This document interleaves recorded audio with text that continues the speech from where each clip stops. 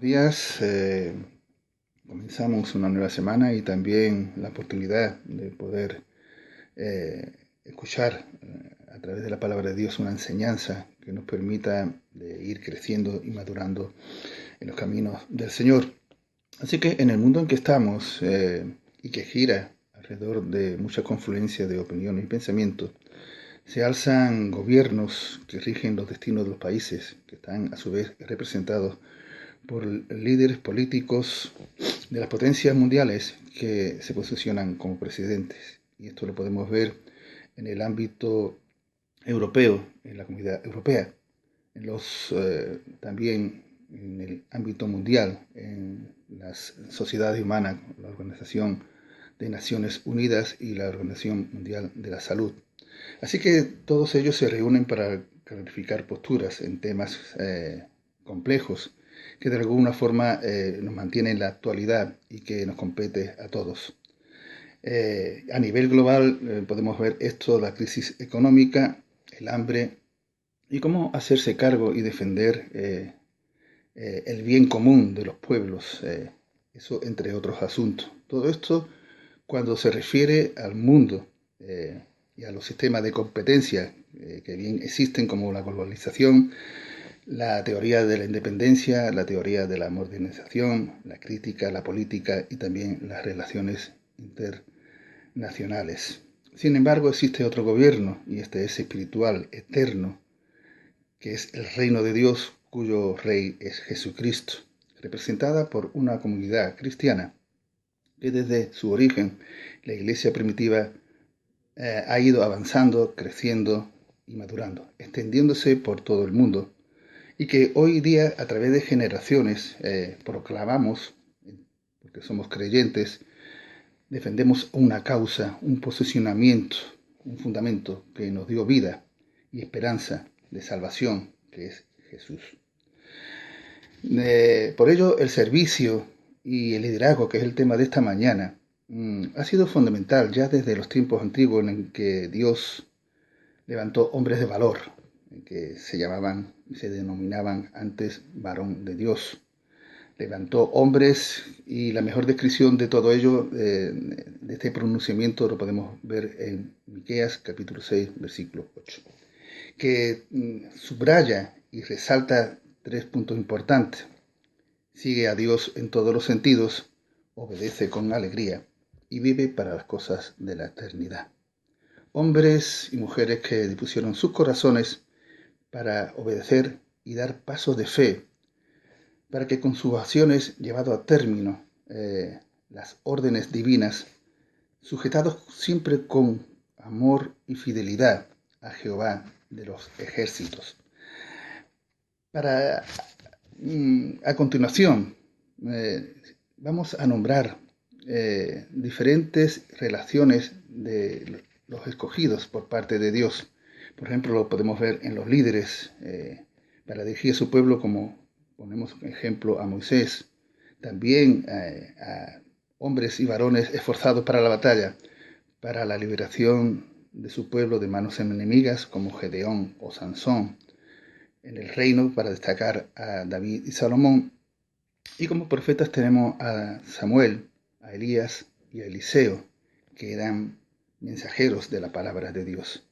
Pero también vamos a nombrar a mujeres guerreras, y en este caso hablamos de Débora, que era jueza, profetisa y líder de guerra, a Ruth, que era fiel a Dios, a Esther, valiente y sensata, y también a Ana, que era una mujer de oración. Todos ellos y ellas sirvieron con honor y agrado, entrañando en todos ellos una particular bendición, el ser escogido de parte de Dios para grandes y maravillosas grandezas, servicio y liderazgo, un privilegio que solo está al alcance de todos aquellos que se determinan a seguir, continuar y comprometerse con la obra de Dios. Así que vamos a ver especialmente estas dos características, y cuando hablamos de servicio, hablamos de una disposición del corazón y también del espíritu, que se expresa en acciones concretas. Y hay que valorar en este inicio las características que el siervo de Dios debe seguir y asumir, Primeramente, pertenece y sigue a Dios y es representante en el mundo. Segundo, implica madurez espiritual, una responsabilidad máxima en el servicio, cómo prepararse y mirar para que su condición no limite el servicio. El tercero, el amor es el motor impulsor que le lleva a que cada servicio deba ser exhaustivo, siempre con excelencia. Y la cuarta, tiene su motivación y como norma en la justicia, en el amor y también en la fe. Así que tenemos a Jesús como el mayor ejemplo y que Él lo expresa en San Marcos, capítulo 10, versículo 45.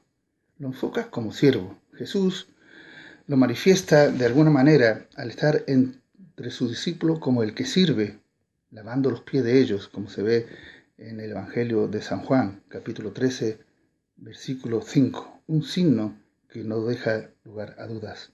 Así que Jesús sirvió con celo y con determinación, con humildad, pero también con autoridad.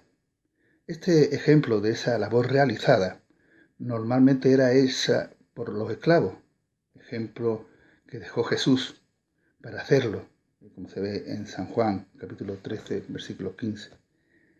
Para hacer como medida, esforzarnos para ante Dios y los demás ser mejores siervos. La grandeza del servicio debe verse en la aplicación y en la continuidad día a día al realizar los deberes como creyentes. Jesús nos enseña a esmerarnos con alegría, con motivación máxima.